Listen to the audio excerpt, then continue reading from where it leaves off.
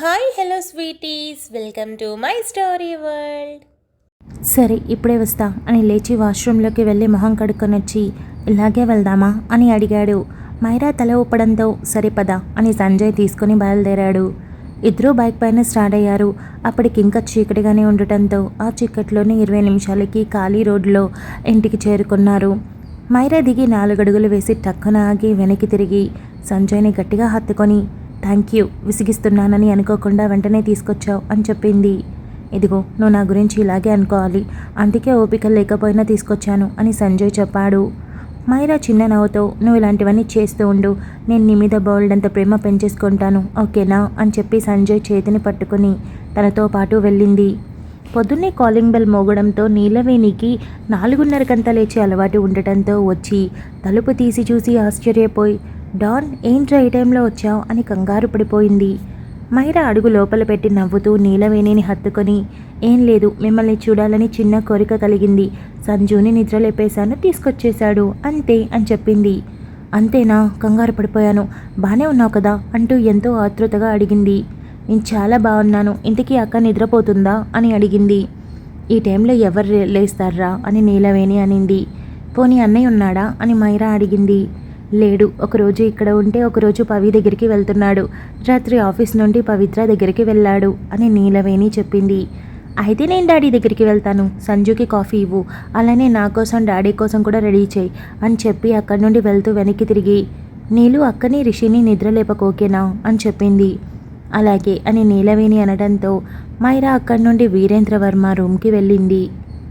Door నార్మల్గానే close చేసి ఉండటంతో మెల్లగా ఓపెన్ చేసి చూడగా వీరేంద్రవర్మ గాఢ నిద్రలో ఉండడం చూసి మెల్లగా పిల్లిలా వెళ్ళి బెడ్ ఎక్కి మోకాళ్ళ మీద వీరేంద్రవర్మ దగ్గరికి వెళ్ళి మంచి నిద్రలో ఉన్న వీరేంద్రవర్మను చూడగానే మనసుకి సంతోషంగా అనిపించి ఒక చెయ్యి చాపుకొని పడుకొని ఉండటంతో ఆ చేతి మీద తల పెట్టుకొని పడుకొని డాడీ అని పిలిచింది.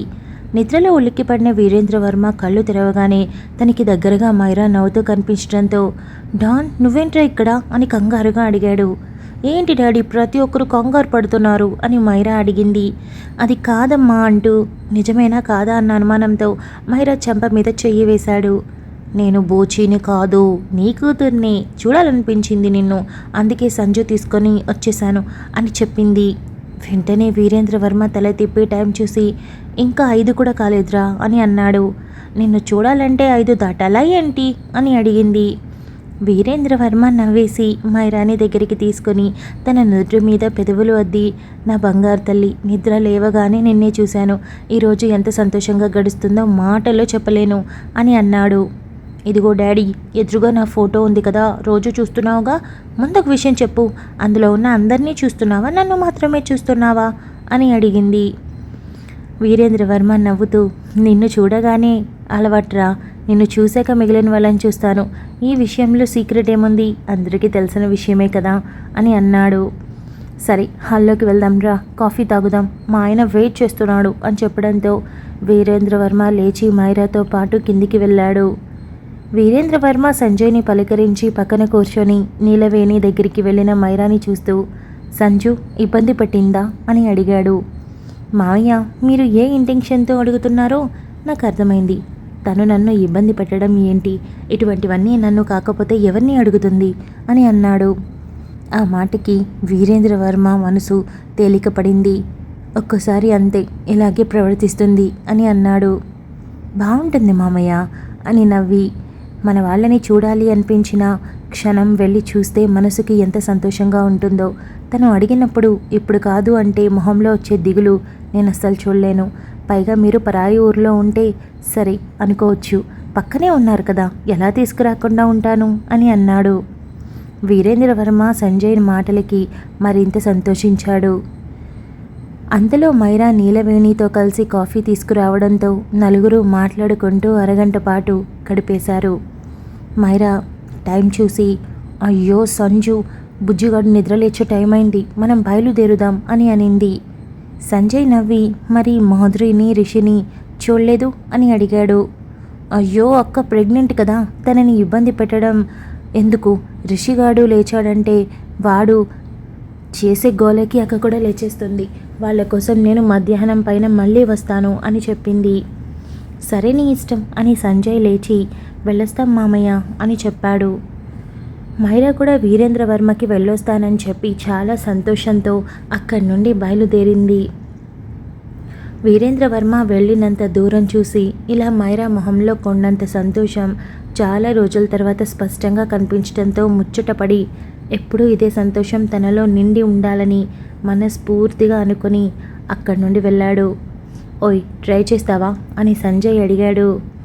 హా చేస్తా అని మైరా నోట్లో నుండి రాగానే నోటి మీద చెయ్యి అడ్డు పెట్టుకొని నో నేను చెయ్యను అని చెప్పింది.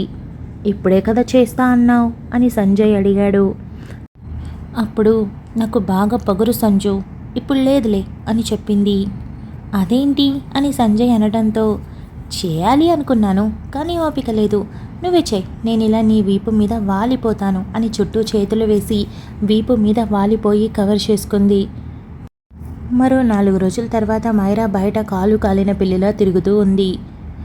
మైరాని గమనించిన సాకేత్ వెళ్ళి ఓయ్ ఏం చేస్తున్నావు అని అడిగాడు. ఆఫీస్కి వెళ్లకుండా నువ్వేం చేస్తున్నావు అని మైరా కళ్ళెగరేస్తూ అడిగింది. పొద్దున్నే ఇంపార్టెంట్ వర్క్ ఉంటే వెళ్ళాను, తర్వాత పెద్ద వర్క్ మీ ఆయన అప్పగించాడు, అది మొత్తం పూర్తి చేశాక ఇంటికి వెళ్ళిపోతానని రిక్వెస్ట్ చేసుకుంటే ఒప్పుకున్నాడు, అందుకే వచ్చేసా, రెస్ట్ తీసుకుంటున్నా అని చెప్పాడు. నేనిక్కడ మా ఆయన కోసం ఎదురు చూస్తున్నా అని చెప్పింది. అవునా, ఎంత ప్రేమ అని సాకేత్ అన్నాడు. ప్రేమ లేదు తోమా లేదు, మా ఆయన కోసం కాదు, మా ఆయన తెచ్చే జాంగ్రీ కోసం అని మైరా పెదవులు తడుపుకుంటూ చెప్పింది. ఓరిని దానికోసమా అని సాకేత్ అనడంతో ఏంటి అంత చీప్గా తీసిపడేస్తున్నావు, అవునులే పందికేం తెలుసు పాండ్స్ పౌడర్ వాసన అని మైరా కొక్కిరిస్తూ అనింది. సాకేత్ మూతి పక్కకు పెట్టి ఏంటి ఆ కంపారిజన్ అని అన్నాడు. అది అంతేలే, గొప్ప వాళ్ళతో నిన్ను పోల్చాను, నువ్వెళ్ళు అని మైరా అంటూ ఉండగా గేట్లో నుండి కారు రావడం చూసి మైరా పళ్ళన్నీ బయటపెట్టి వచ్చేశాడు మా ఆయన అని అనింది. సంజయ్ కారు దిగి ఒట్టి చేతులతో వచ్చి ఏం చేస్తున్నావు ఇక్కడ అని అడిగాడు. నా తెల్ల జంగురి ఎక్కడా అని అడిగింది. అయ్యో మర్చిపోయాను అని సంజయ్ అన్నాడు. మైరా ఒక చూపు చూసి అక్కడి నుండి వెళ్ళబోతూ ఉంటే సంజయ్ ఠక్కున తన చేతిని పట్టుకొని ఆపి ఏమైంది అని అడిగాడు. అన్నయ్య నువ్వౌట్, నువ్వు వచ్చే ముందు నుండి నిన్ను కాదు దాన్ని తలుచుకుంటూ ఉంది, అయిపోయాపో అని క్యారీ ఆన్ అని చెప్పి వెళ్ళిపోయాడు. ఏం లేదు నా చెయ్యి వదులు, నేను ఇంట్లోకి వెళ్ళాలి అని మైరా అడిగింది. అయ్యయ్యో చిన్న స్వీట్ మర్చిపోతే అలుగుతావా అని అడిగాడు. అవసరం లేదు, నేను ఒక్కసారి చెప్పానా, 10 సార్లు ఫోన్ చేశాను, 10 సార్లు మెసేజ్ చేశాను, కానీ నీకు గుర్తులేదు ఎంత ఆశపడ్డానో అని మైరా 2 రోజులుగా అదే కోరిక ఉండడంతో పైగా రోజు ఏదో ఒక కోరిక కోరుతూ ఉంటే అనుమానం వస్తుందని తమాయించుకొని అడగటంతో ఆ కోపాన్ని బాధని దిగుల్ని కలగలిపి చూపించింది. సంజయ్ చిన్న నవ్వుతో తన చేతిని పట్టుకొని కార్ దగ్గరికి తీసుకొని వెళ్ళి విండో డౌన్ చేసి వెనక పెట్టి ఉన్న బాక్స్ తీసి మైరా చేతికి ఇచ్చాడు. మైరా దాన్ని చూడగానే కళ్ళు పెద్దవి చేసి వావ్ సంజు తెచ్చావా నువ్వు అని అనింది. సంజయ్ చిన్నగా తల ఊపి నువ్వేమంటావో అనుకున్నా, కానీ నీకు నా మీద ప్రేమే లేదు చూసావా, ఇదే ఎక్కువ అని అన్నాడు. లేదు ప్రస్తుతానికి ఎక్కువ అంతే, మామూలుగా నాకు నువ్వంటేనే విపరీతమైన ఇష్టం, నిజం నమ్మాలి నువ్వు అని చెప్పి ఆ బాక్స్ తీసుకొని మైరా చాలా సంతోషంగా అంటూ వెళ్ళింది. ఈ మధ్య చాలా సంతోషంగా ఉంటుంది ఎందుకు అని అనుకుంటూ మర్చిపోయాను నాకు తెలుసు అని అనుకున్నాడు. సంజయ్ గుమ్మం దాటి లోపలికి వెళ్తూ మైరా సోఫాలో పద్మాసనం వేసుకొని కూర్చొని బాక్స్ ఓపెన్ చేసి ఒక జాంగ్రీ తీసి నోట్లో పెట్టుకొని కళ్ళు మూసుకొని అబ్బబ్బా ఎంత బాగుందో అని రాగం తీయడం చూశాడు. ఎప్పుడైతే పిల్లల గురించి ఆలోచన పక్కన పెట్టిందో అప్పటి నుండి సంతోషంగా ఉంది. ఈ సంతోషం జీవితకాలం నిలుస్తుందా లేక కొద్ది రోజుల్లో ముగిసిపోతుందా ఏంటో, పెళ్ళయ్యాక తన మొహంలో సంతోషం అలా వచ్చి ఇలా పోతూనే ఉంది. ఈసారైనా స్థిరంగా నిలిస్తే బాగుండు, కుదురుతుందా? స్వార్థంగా ఆలోచిస్తున్నట్టు అనిపిస్తుంది. ఇప్పుడంటే ఈ ఆలోచన వదిలిపెట్టింది. బహుశా ఓ ఏడాది ఇలానే ఉంటుందేమో, తర్వాతైనా మళ్ళీ మొదటికే వస్తుంది. ఈ లోకం అసలు తనని ఆ చెత్త నుండి బయటపడినిస్తుందా? ఎప్పుడు ఏదో ఒకటి వాగుతూనే ఉంటుంది అనుకుంటూ మైరా వైపు చూసి తన మొహంలో కనిపిస్తున్న చిక్కనైన నవ్వు చూడగానే మనసంతా సంతోషంతో నిండిపోవడంతో తనని ఎలా నిందించగలరు? పిల్లలు లేకపోవడం లోపమా? ఇలాంటి ఒక వేదన ఎంతమంది పడుతున్నారు అని అనుకుంటూ సంజయ్ వెళ్ళి ఎదురుగా కూర్చున్నాడు. చూసావా అన్నయ్య ఎలా తింటుందో, కనీసం తినమని కూడా అడగట్లేదు అని సాకేత్ అన్నాడు. మైరా వెంటనే లేచి సంజయ్ వైపు వెళ్ళి, సంజు ఆ పట్టు, చాలా టేస్టీగా ఉంది, సూపర్గా ఉంది, ఎక్కడ తెచ్చావు, తెలిసి తెచ్చావా తెలియకుండా తెచ్చావో తెలియదు కానీ అదిరిపోయింది అని సంజయ్కి కాస్త తినిపించి సాకేత్ దగ్గరికి వెళ్ళి, ఏడవకు ఆ పట్టు అని నోట్లో పెట్టింది. నేను ఏడుస్తున్నానా? నిజానికి అది అన్నయ్య తెచ్చాడు కాబట్టి సగం నీకు సగం నాకు అని అన్నాడు. సగం నీకు ఇవ్వాలా, కాసేపట్లో ఇప్పిస్తాను అని మైరా అనింది. సాకేత్ తల కొట్టుకొని, అవసరం లేదు, మీ ఇద్దరు ఒకటయ్యారంటే నా వల్ల కాదు, ఒకరితోనే విడివిడిగా వేగలేకపోతున్నా, ఇద్దరు కలిస్తే ఇంకేముంది, నన్ను ఫ్రై చేసుకొని తింటారు అని అన్నాడు. మైరా వెళ్ళి తిరిగి కూర్చొని తింటూ సంజయ్ థ్యాంక్ యూ అని చెప్పింది. సంజయ్ అదే చిన్న నవ్వుతో అక్కడే ఉన్న వాటర్ బాటిల్ తీసుకొని కాస్త మంచినీళ్ళు తాగాడు. దాదాపు అరగంట పాటు ముచ్చట్లు పెట్టాక బయటికి వెళ్ళిన ప్రియాంక, వాణి ఇంటికొచ్చారు. వచ్చేసారా అని మైరా ఎదురు వెళ్ళి శివాని ఎత్తుకొని, అయ్యయ్యో పిల్లాడు ఈ టైంకి నిద్రపోయేవాడు, నేను వెళ్ళి స్నానం చేయిస్తాను అని అనింది. వద్దు నేను చేయిస్తాను అని ప్రియాంక అనింది. ఏమైంది అని మైరా అడిగింది. ఏం లేదు, ఎలాగో నేను కూడా ఫ్రెష్ అవ్వాలి కదా, వాడికి స్నానం చేయించి నేను కూడా చేసిస్తాను అంతే కదా అని అనింది. సరే అని మైరా శివాని ముద్దాడి ప్రియాంక చేతికి ఇచ్చింది. అదే రోజు రాత్రి అందరూ తింటూ ఉండగా దగ్గరలోనే బాబుని పడుకోబెట్టి పక్కన బొమ్మలు వేసి ఉంటే ఆడుతూ ఉంటే చూస్తూ గమనించుకుంటూ తింటూ ఉన్నారు. మధ్యలో పిల్లాడు ఏడవడం మొదలుపెట్టగానే టక్కున మైరా లేచి నిలబడింది. నేను వెళ్తానులే, ఆకలికి అనుకుంటా అని ప్రియాంక అనింది. మైరా ప్లేట్ వంక చూసి, కొంచెమే ఉంది కదా, నువ్వు పూర్తి చేయి, మళ్ళీ వదిలిపెట్టాక తింటావా అసలు అని మైరా అనింది. వద్దులే, తినకపోతే ఏమైంది, నేను వెళ్తాను అని ప్రియాంక లేచి హ్యాండ్ వాష్ చేసుకొని హడావిడిగా వెళ్ళింది. అందరూ డిన్నర్ చేసిన తర్వాత హాల్లో మాట్లాడుకుంటూ ఉండగా శివాకి నిద్ర రావడం మొదలవడంతో మైరా సాకేత్ దగ్గరికి వెళ్ళి, ఇలా ఇవ్వు, నేను నిద్ర పుచ్చుతాను అని చెప్పింది. తీసుకో అని సాకేత్ అంటూ ఉండగా, నేను నిద్ర పుచ్చేస్తాను, ఎలాగో ఒకేసారి నిద్రలోకి వెళ్ళిపోతాడు కదా, రూమ్లో పడుకోబెట్టేస్తాను అని ప్రియాంక చెప్పింది. మైరా చిన్నగా తల ఊపింది.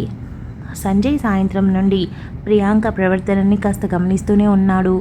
కేవలం తను మాత్రమే కాదు, అటు సాకేత్, ఇటు వాణి, రాజ్ కుమార్ ప్రతి ఒక్కరూ ఎవరికి వారుగా గమనిస్తూ ఏదో చిన్న తేడా అనిపించినప్పటికీ అనుమానించడం తప్పని అనుకున్నారు.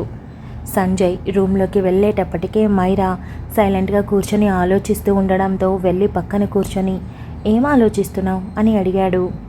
Thank you so much for listening guys. Update నచ్చినట్టయితే లైక్ చేయండి, షేర్ చేయండి, కమెంట్ చేయండి, అలానే సబ్స్క్రైబ్ చేసుకోండి.